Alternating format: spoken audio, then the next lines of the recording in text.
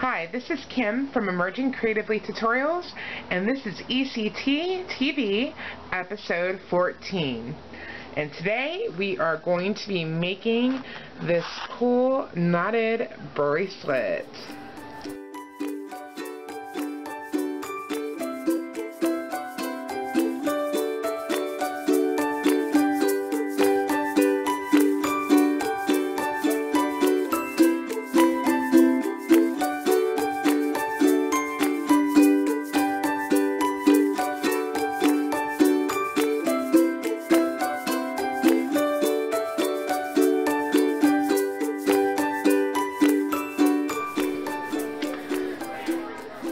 So I just wanted to say I live in a very cute, very popular weekend town, and it's a beautiful spring day where people are out and about, and so I hope that the noises outside aren't distracting. I had a moment to do this video, so I thought I'd just kind of go for it. So if it gets too much, I'll probably try to edit that out, but otherwise, hopefully the crying child doesn't distract you too much. So we're going to make a bracelet today that is going to be really awesome for spring. I actually have my favorite kind of spring dress. I never have jewelry to wear with it, and that is a shame because I am a jewelry designer, so I am making some jewelry to go with it today. And you can use this technique kind of for a necklace or for a bracelet. So I'll show you what we're going to use. This is a strand of beads from Happy Mango Beads. They're recycled glass beads. They are pretty chunky, and they have a big hole. The hole has a big, large bore, and that is important for this bracelet. You can use other beads, but look for beads that have, you know, a large bore in them. You will need some cord. This is waxed cotton cord. This is 1 millimeter, and the main idea is that you're going to be able to fit the cord through the bead. If you can do that, then you are golden. Then you're going to need a couple end crimps, or sometimes they're called fold over crimps, or cord crimps. They have several different names, and cord ends they're called sometimes, and basically they're fold over crimps for the end of a cord. You put them on, and then you use your pliers to smush them down. And I'm going to use a lobster clasp with some jump rings on the other end. You could use a toggle clasp, but the only suggestion I have is that you have to be kind of careful that either your beads will fit through your toggle, or that you leave enough room at the end of your bracelet with just the cord so that you can get the bracelet on and off. You do need at least 2 feet of the cording for your bracelet. If you have a little bit of a larger wrist, you're going to need a little bit more than 2 feet. If you have a smaller wrist, you may not need 2 feet, but you may just want to leave your cord nice and long just in case. So I am going to start with this cord. I'm going to leave quite a bit at the end, just so I have some extra room to play with. And I'm just going to go ahead and make a knot. This is just a regular overhand knot. And then I'm going to do it again. So I guess you would call this a double knot. So it's a nice big knot. And then I'm just going to go ahead and slide a bead on and push it right up next to the knot. On the other side, we're just going to go ahead and make another knot.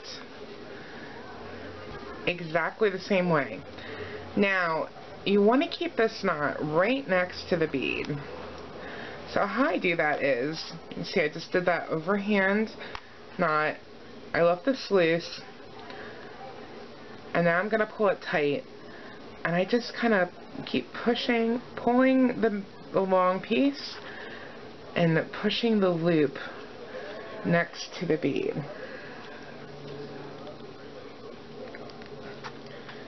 And then pull it tight. And then you just repeat it. Exactly the same thing. And I'm gonna do double knots the whole way through, because I really want to make sure you can see the knots in my bracelet. And you just pull it tight. And I'm just gonna pull everything tight. And that's one bead. So the other way you can make sure that you keep your knot nice and close is to use something like something pointy, like an awl, and I will show you how to do that. Alright, so a different way you can do this is by starting out the same way, so just kind of making a loop and pulling the long string through, and then I'm just using an awl. They actually have specific tools to do this, but this is what I have. And then you can just use the awl to pull the knot down close to the bead.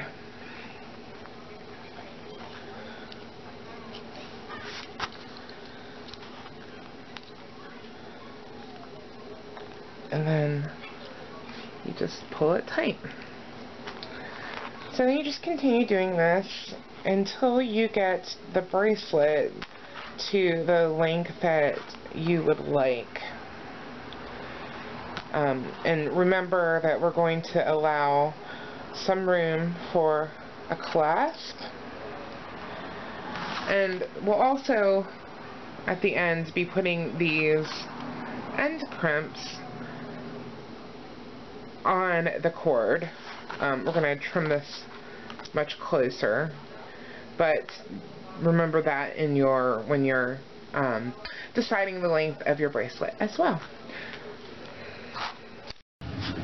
Alright, now I have my bracelet all knotted, and I love the look of this.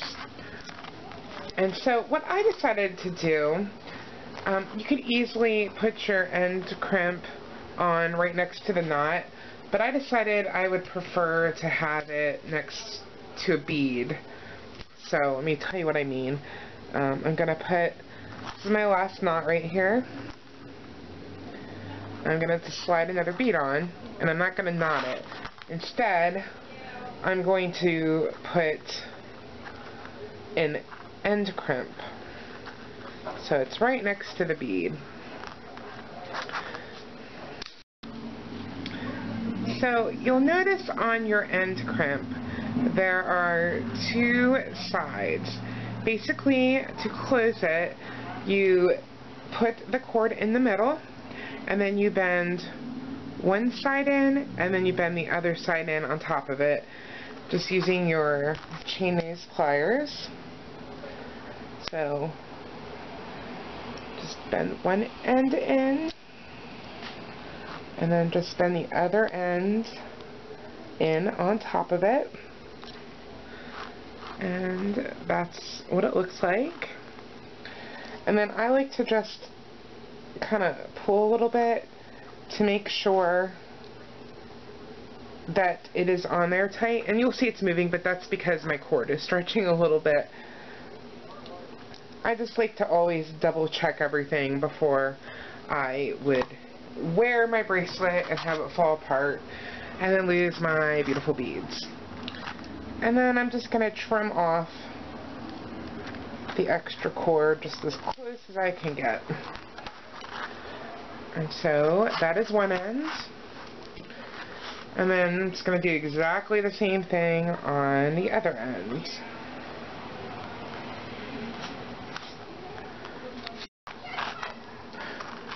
Alright, so now all we have left to do is to add our clasp. So I'm just going to go ahead and open a jump ring. So I'm using bent nose pliers and chain nose pliers. Move this out of the way. And then you just line up the opening of the jump ring. You'll have your pliers on either side of the opening. And with one side you're going to come toward you, and the other side you're going to go away from you and just going straight. And so you keep the circle intact for the jump ring, but you just have an opening. So then we're just going to put one end into the loop that's at the end of the crimp end, and then add the lobster clasp, and then we're just going to close the jump ring in the same way you open it, except I like to go back and forth past the point of closing a couple times, and you'll feel usually the jump ring kind of click into place. Sometimes you'll even hear it click into place. So that's that end. And on the other end, I'm just going to put a few jump rings to sort of be able to, it's easier when you have a couple jump rings at the end of a bracelet when you're trying to put it on. It makes it a little easier to put it on. And so that is how you make the bracelet. So then, of course, if you wanted to make a necklace, you could do it exactly the same way. Make sure you leave yourself plenty of cord for all the knotting involved, and that's how you do it. If you want to get a photo tutorial of this episode, come to KimberlyKoehler.com and you will find it there. You will also find a brand new free e-course I'm offering. It's called Bracelet Boot Camp, and you're going to learn how to make several different bracelets in the next few weeks. So make sure you get signed up for that so you can learn how to make even more bracelets. It's email based. You'll get emails with videos and PDFs, and it's going to be a lot of fun, and you're going to have 5 awesome bracelets at the end of just 3 weeks. So make sure you sign up for that. Have a great week.